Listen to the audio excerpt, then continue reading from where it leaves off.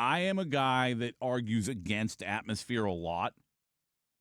I love atmosphere, don't get me wrong. I love what you see at college football stadiums every Saturday and some of the raucousness that goes on there. But it's also, for me, not a selling point to watch sports or to be interested in a sport. For instance, people that prefer college football to the NFL will tell you, oh, well, look at the atmosphere. Look at how crazy and how loud those stadiums are. And I'm like, yeah, that's great, but look at the football, because that's what I'm here for. And the football's better in the NFL because they're professionals just by rule, right?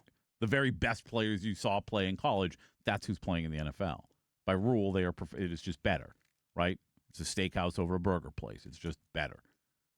But the atmosphere, it doesn't mean the atmosphere doesn't matter in college, but it's not a selling point to make it better. The atmosphere has been sold to me forever when it comes to NASCAR. Oh, no, Pat, you got to come. You got to see the party in the infield. You got to smell the cars and the gasoline while the cars are going by. You got to hear it up close. Well, I was close to IndyCar thing once, and I just, I smelled it, and I heard it, and it was loud, and it smelled funny, and it wasn't more impressive to me. The atmosphere, cool, I guess, for some people, doesn't make the event better for me. So I'm not, I rail against that argument all the time. Here's when I won't. All right? I went to Boda yesterday with our friend Flip over there on Dale Mabry. Great little Mexican joint. And it was a 2-0 win for Mexico, right? So you watch the entire game. You got 2 goals. And at the end of the day, I won't lie to you and tell you I thought it was a great product, because that's how I feel about soccer. Like, it just doesn't. It's not a great product. But what I will tell you is that everyone in that building was dressed in green and rooting for Mexico, and the atmosphere was amazing. And while it doesn't make me want to buy tickets and go crazy for an event, it did make it fun yesterday. I went over. There's a bunch of people from iHeartRadio over there. There was I met one of our listeners over there, as a matter of fact, who came out. And when Mexico scored the first goal, I hit the Vuvuzela, and everyone went nuts. I mean, that building was rocking for a small little Mexican restaurant. I mean, not tiny small, but like 100 people or whatever, probably less in there. The place was loud, and everyone went crazy. And then right around halftime, I had kind of found there was not a lot of room around the iHeart table, Sam, so I'd kind of found a table over by myself for a little bit just to be able to eat my tacos and stuff. And I looked down right before halftime, and Flip had texted me, it's Vuvuzela time. So I pulled it out, and now it's just going into the half. It's still just 1-0. Nothing's actually happening in the game, which seems to be a lot of the game. Nothing's really happening. It's about to hit halftime.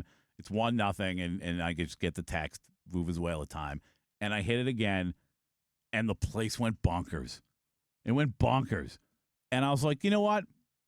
This is fun. This is fun. The atmosphere is fun. I still am not 100% on board with soccer, but the atmosphere is fun. Here's what's not fun. Here's what's weird to me. And if you do this, shame on you. If you go to one of these stadiums and you do this, because FIFA is charging people, if you didn't see this, $79. $79. Unlike our friends at Suncoast Credit Union, which what they do with $79, they donate it to local charities. No, not FIFA. They just take the money.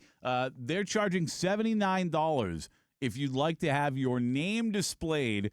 And I love it because the ad for it from FIFA, it says, your name displayed, quote, for the world to see.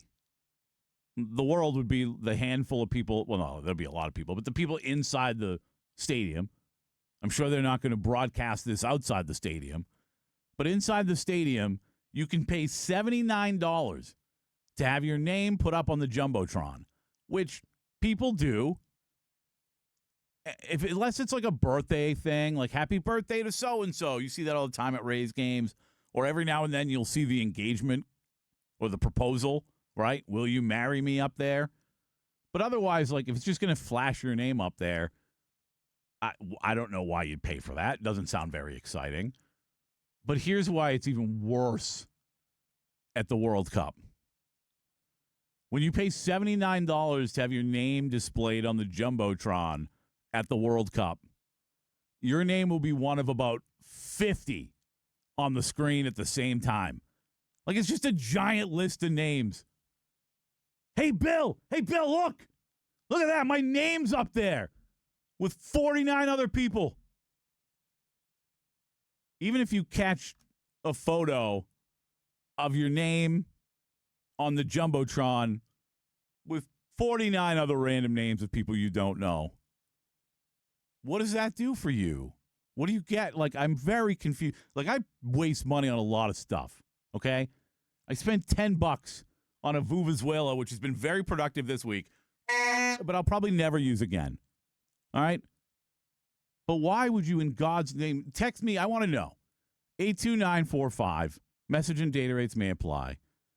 I want to know if you would pay $79 to have your name among 50 names at the top of the jumbo. Like, I don't get, Sam, would that be exciting for you?